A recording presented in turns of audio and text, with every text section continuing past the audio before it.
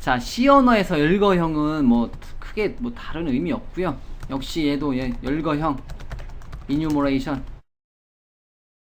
자주 사용되는 상수를 미리 정의해 놓는 방법. 메인 함수에서 프로그램 작성하다 보면 자주 사용하는 게 있다는 거죠.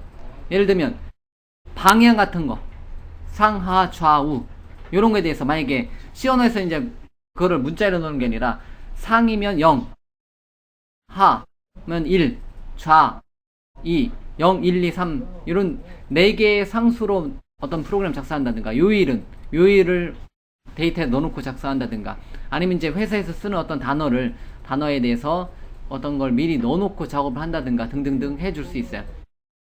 방향에 대한 열거용 같은 경우는 enum이란 키워드 사용해서요, 디렉션이라는 이름의 이뉴머레이션을 만들어 놓으면 요 이름으로, 예를 들면 메인 함수에서 4개의 키워드를 쓴다. 탑, 상, 하, 좌, 우. 자, 이렇게 4개의 디렉션이라는 이뉴머레이션에다가 상하 좌우를 넣어놨다.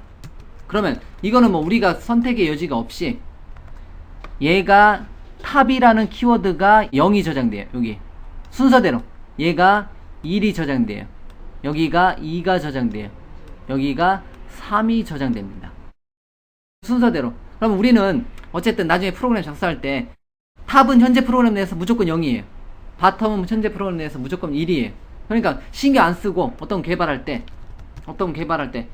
만약에 탑이라면 만약에 정수형 A에다가 나는 그냥 뭘 넣어놓고 싶다? 그냥 탑, 넘겨준 값이 탑이냐? 그러면 A가 그냥 프로그램 작성 A가 탑과 같다면 printf 탑을 선택하셨군요. 이런 식으로 프로그램은 간단한 프로그램인데 의미로 두는 거죠. 진행시켜보면 그냥 탑을 선택하셨고 나오는데, 여기서 어떤 의미냐면 그냥 현재 프로그램 내에서는 탑이라는 단어는 그냥 탑이에요. 탑 그대로, 그 의미 그대로. 근데 실제 프로그램 내에서는 탑은 0이란 값이 저장되어 있죠. A는 0은 0과 같으냐. 근데 우리는 의미상으로 그냥 프로그램 작성하는 거예요. 예를 들면 또 다른 거, enumeration pay는 예를 들면 지불 방식, 예를 들면 어떤 거래에서 지불 방식은 예를 들면 모바일로, 휴대폰으로 지급할 거냐, 아니면 크레딧 카드로 발급할 거냐, 또는 또 뭐가 있죠? 통장 입금을 할 거냐, 두 개만. 핸드폰 결제할 거냐, 카드 결제할 거냐, 이렇게 나눈다면 현재 프로그램 내에서는 그대로, 그 자체 그대로예요. 정수형 뭐 B라고 할게요. B는 그냥 결제 타입은 우리 회사는 결제 타입이 그냥 카드다. 그러면 만약에 결제 타입이 뭐뭐 같다면, 카드랑 같다면 의미로만 생각하세요. printf 카드 결제 선택 /n 출력하면 뭐 탑을 선택하셨군요. 카드 결제 선택. 현재 의미는 당연히 우리가 이렇게 만들어 놓은 거지만, 쉽게 생각하면 어쨌든 현재 프로그램 내에서 무조건 탑은 탑이에요. 카드는 카드고, 이런 식으로 이제 쉽게 대입할 때도 탑이란 단어 넣어놓고 대입하면 되는 거고, 실제 비교할 때도 탑과 비교하면 되는 거고, 대신 데이터는 탑에는 0, 1, 2, 3이란 데이터가 저장되고요. pay라는 이뉴머레이션에는 모바일이란 단어에는 0이란 값, 카드에는 1이란 값이 저장되어 있어요. 그럼 어쨌든 이렇게 선언해 놓으면 전체적으로 미리 자주 사용되는 어떤 기능들을 묶어서, 페이 방식은 모바일과 카드가 있다, 방향은 상하 좌우가 있다, 주의하실 거는 앞에서부터 0이다, 구조체처럼 세미콜론이 아니다, 나열해 놓은 거예요. 열거하다, 나열하다. 이뉴머레이션이라는 단어가 뭐예요? 나열하다는 거죠. 대신 나열할 때 탑, 바텀, 레프트, 라이트 순서대로 0, 1, 2, 3으로 초기화 돼요. 근데 그걸 0과 비교하는 게 아니라 실제 그 데이터로 입력하고 그 데이터로 비교한다는 거죠.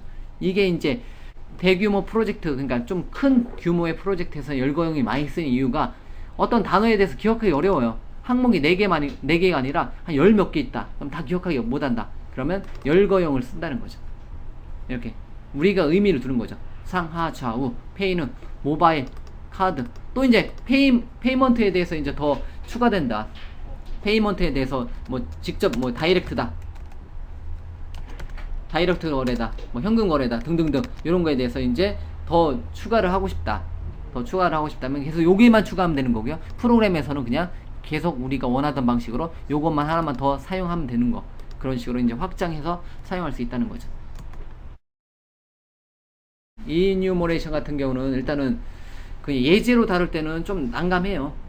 이거는 이제 큰 프로그램 만들다 보면 들어오거든요. 어떤 거에 대해서 묶어서 상수화 시키는 거. 묶어서 상수화 시키는 거. 그래서 이제 제가 여러분들한테 얘기할 때 열거형을 쓰느냐 안 쓰느냐에 따라서 안 쓰면 초보자, 초급 개발자. 열거형을 자주 쓴다라면 중급 개발자라고 의미를 두는 거죠. 왜? 열거형을 언제 쓸지 알기 때문에 중급 개발자는. 자, 그래서 어쨌든 열거형 이렇게 간단하게 그냥 상수로 정의를 해 놓는 의미다라고만 이해를 해 두시고요. 앞에서부터 0부터 초기화 된다. 순서대로 0부터 초기화 된다라는 거 간단하게 기억해 두시면 돼요. 열거형 이렇게 간단하게 예제 하나로 끝.